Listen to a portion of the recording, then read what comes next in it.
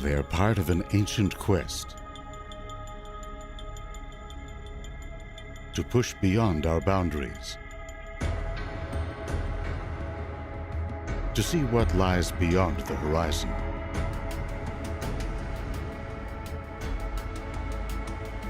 Now, tens of billions of kilometers from Earth, two spacecraft are streaking out into the void.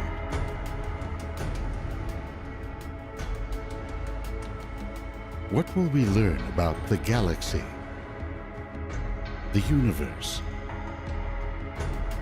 and ourselves from Voyager's epic journey to the stars?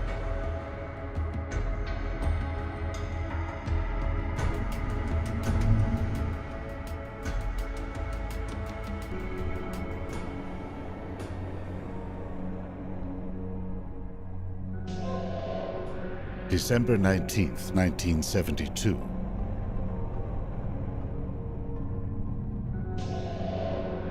The splashdown of the Apollo 17 crew capsule marked the end of the golden age of manned spaceflight.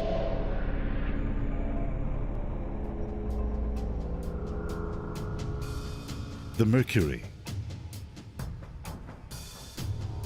Gemini,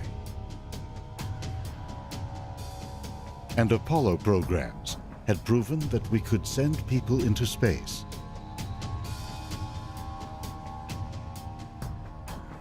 To orbit the Earth.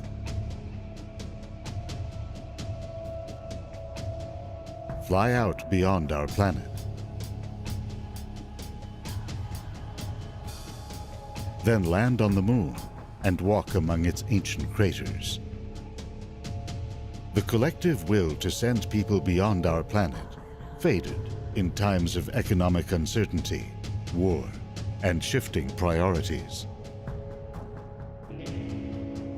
And yet, just 5 years after Apollo ended, scientists launched a new vision that was just as profound and even more far-reaching.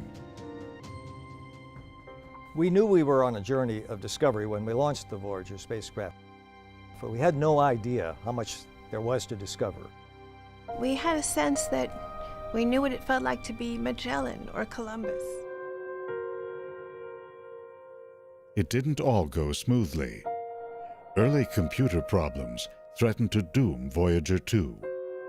Then its radio receiver failed, forcing engineers to use a backup.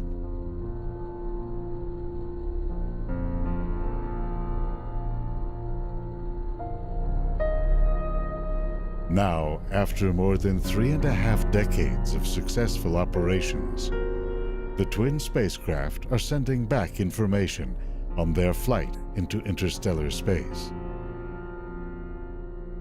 Along the way, they have revealed a solar system rich beyond our imagining. Time after time, we're surprised by seeing things that we had not expected or even imagined. Volcanoes erupting from a moon isle. The possibility of a liquid water ocean under the icy crust of Europa. Titan, where we found an atmosphere. Uranus, small moon Miranda, which had one of the most complex geologic surfaces we've seen. Even at Neptune, Triton, 40 degrees above absolute zero, even there were geysers erupting. It's the only spacecraft that's gone by Uranus. It's the only spacecraft that's gone by Neptune. Everything we know about those planets, we know from Voyager. To see those first pictures coming in from the outer solar system, for the first time, what had been a point of light in the sky was a place. The journey was made possible by a rare alignment of the planets, a configuration that occurs only once every 176 years. That enabled the craft to go from planet to planet, accelerating as they entered the gravitational field of one, then flying out to the next.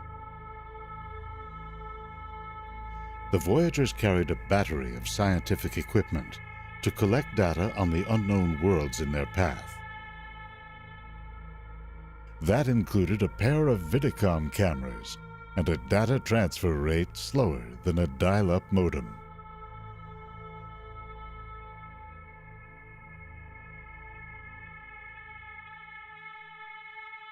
They are primitive by today's standards, but that didn't stop them from returning a flurry of discoveries.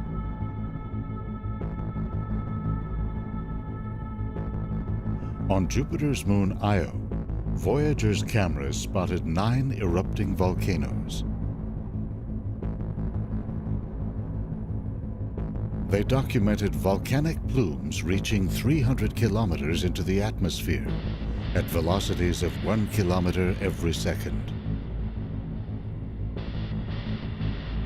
Almost 2 years later, on November 12, 1980, Voyager 1 sailed down to within 124,000 kilometers of Saturn's cloud tops.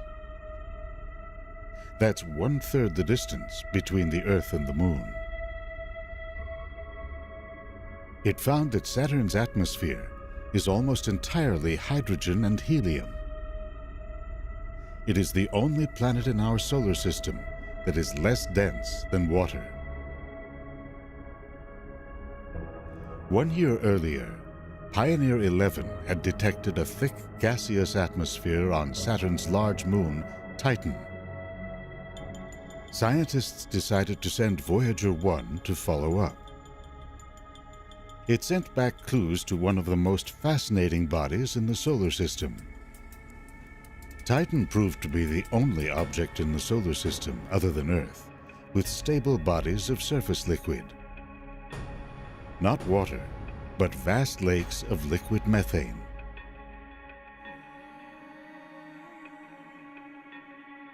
Scientists could have chosen to send Voyager 1 out to Pluto, but Titan was more promising scientifically.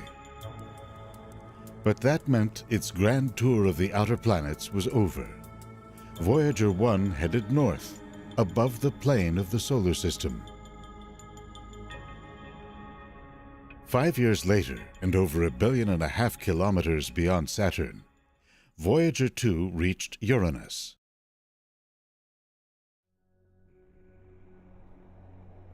Like all the other planets, Uranus spins like a top. But Voyager 2 found that it's actually tipped on its side. Its magnetic field reaches out in a bizarre corkscrew tail, millions of kilometers into space.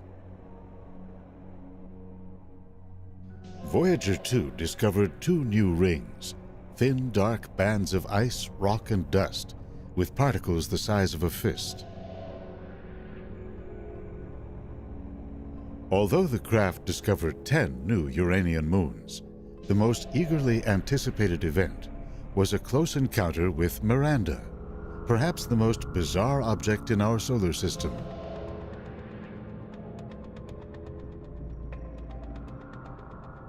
Close-ups revealed a strange and wondrous landscape, including a canyon 19 kilometers deep. Miranda may have collided with another moon, shattered, and then, by the force of its own gravity, slowly reassembled into this chunk of rock and ice.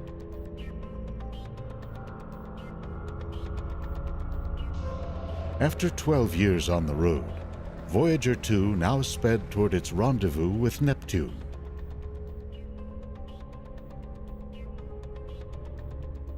The planet appears blue because methane in its atmosphere absorbs most of the red in the light spectrum. Remarkably, Voyager 2 flew by Neptune only 35 kilometers off its chartered course and only 1 second off its scheduled flyby time. Skimming over 5,000 kilometers above the planet's north pole, Voyager found Neptune to be a giant ball of melted rock and ice. Cloaked in hydrogen, helium, and methane gases, its atmosphere is whipped by winds of 1,000 kilometers per hour. Flying in closer than any spacecraft has come to one of the outer planets, Voyager 2 discovered at least 4 complete rings of ice and rock, 6 new moons, and a great dark spot, a hurricane the size of Earth, raging in Neptune's southern hemisphere. The storm circles the planet every 18 hours and rotates around its own axis every 16 days. Oddly, the largest of Neptune's 8 moons, Triton, orbits in the opposite direction to the planet's spin. Triton was likely an independent object in orbit around the Sun until it was captured by Neptune's gravity. Pocked with impact craters and glazed with methane and nitrogen ice, Triton is the coldest known object in the solar system, at minus 240 degrees Celsius.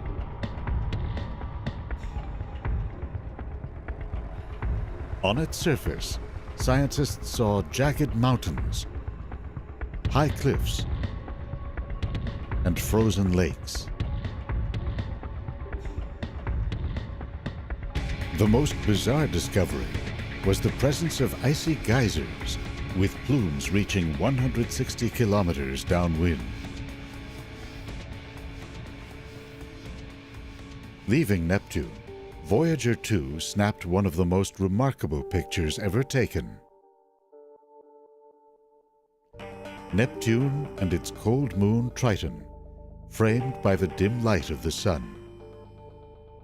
Several years earlier, the Pioneer spacecraft carried a plaque illustrating the spin state of a hydrogen atom, a man and woman set against an outline of the spacecraft, and the position of the Sun relative to 14 prominent pulsars. The Voyagers brought their own message in a bottle, a disk encoded with images of life on Earth, greetings in 55 languages, a selection of music, messages, and natural sounds. And here was this Noah's Ark of human culture that was being sent to the outer planets and then beyond to wander in the interstellar darkness for 1 billion years.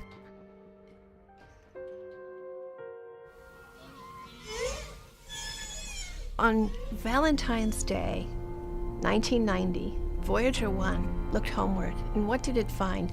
Not the frame-filling Apollo Earth, but instead that 1 pixel Earth. That's here. That's home. 13 years after launch, in the year 1990, the Voyager craft finally began their journey into the galaxy at large. They run on plutonium-powered radioisotope thermoelectric generators, a standard setup for NASA deep space missions.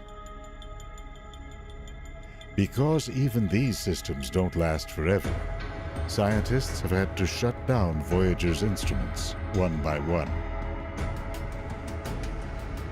Among the most valuable remaining sensors are magnetometers that can read magnetic fields that constantly sculpt the outer solar system. This region is the outer edge of a bubble formed by the Sun's magnetic field and the solar wind.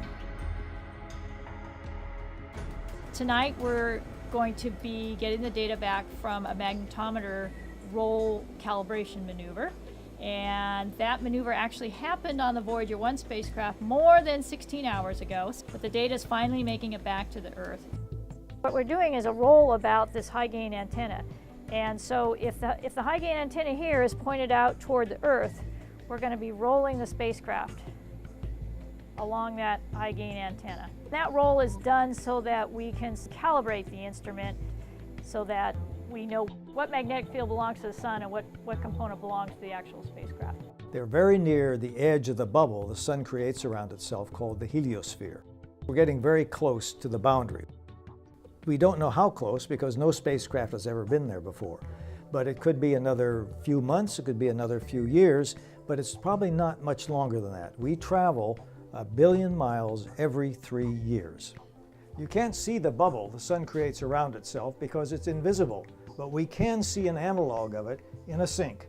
If we turn the water on very fast and look at the bottom of the sink, we see that near where the water hits the bottom of the sink, it's flowing very fast radially outward in all directions and getting thinner until it abruptly slows down in this thick region and turns around and flows down the drain. The two Voyager spacecraft are both in this thick region in our heliosphere where the wind has slowed down and is turning to go down the tail of the heliosphere. And eventually, within, we hope in not too many more years, Voyager 1 will leave this thick region and enter interstellar space. We have a 20-watt transmitter on the spacecraft transmitting over 11 billion miles away. And so it comes in very slowly, but every bit left that spacecraft over 16 hours ago. Every bit is telling us something new that we haven't known before.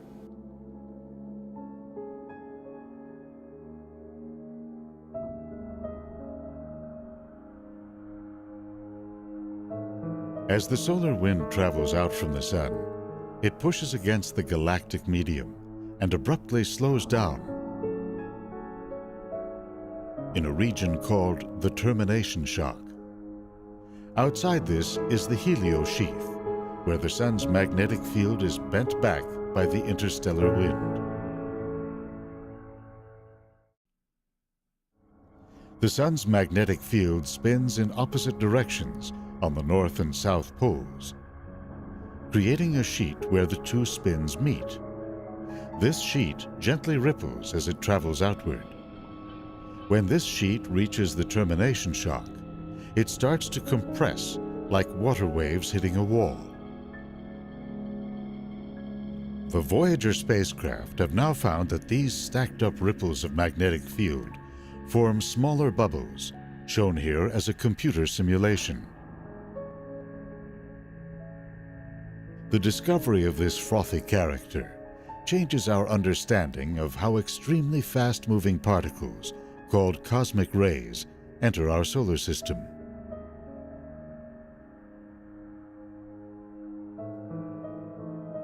When they arrive at this region, they slowly move from bubble to bubble until they can reach smooth magnetic field lines and follow them toward the sun.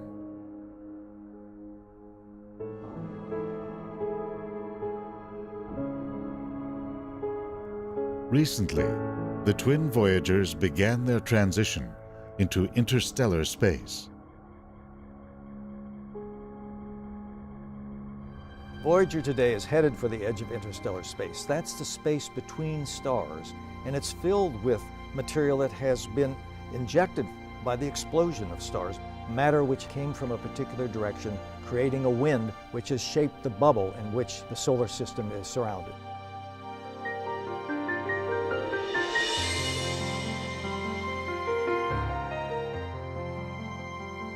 Since July of 2012, the solar wind has decreased, while the galactic wind has sped up.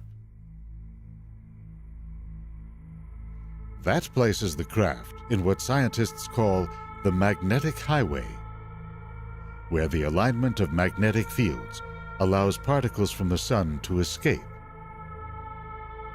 and particles from the galaxy to pour in. When either one reports a complete change in the direction of the magnetic field, that's when scientists will know that it has finally exited the solar system. Meanwhile, they're delivering a whole new view of the galaxy in ultraviolet light. From Earth, this light is normally blocked by the haze of particles at the edge of the solar system. Scientists are able to capture this light from other galaxies because their wavelength has been shifted slightly by their journey through space. Because ultraviolet light reveals the location of vigorous starbirth, it is providing a new window on the evolution of our galaxy.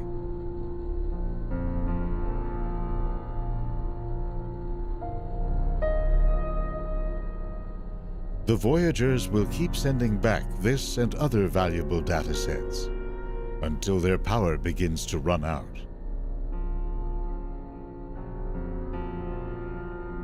They'll finally go dead around the year 2025. Voyager 2 will be heading south toward the constellation Sagittarius. Traveling at 16 kilometers per second, it is expected to pass 4 light years from Sirius, the brightest star in the heavens, 290,000 years from now.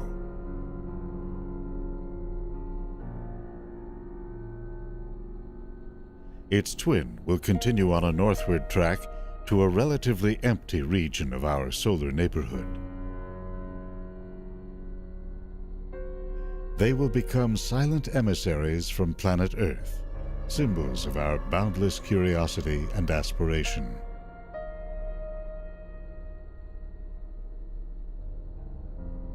In the words of Carl Sagan, "These spacecraft have taught us about the wonders of other worlds.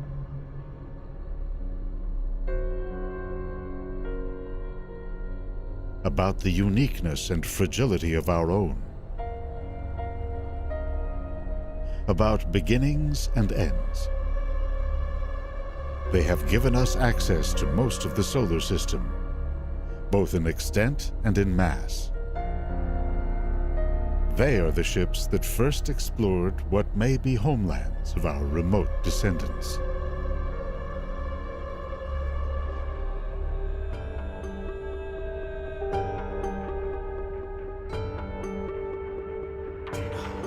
At the same time, Voyager's journey into the vast and forbidding oceans of interstellar space reminds us how closely our fate is tied to our home planet. The twin craft will wander the galaxy undisturbed for millions, even billions of years. They will endure long after everything else man has built has crumbled to dust.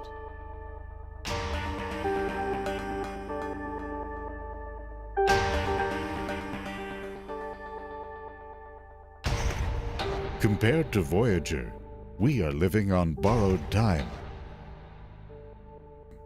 For mammalian species only lasts on average about 1 million years.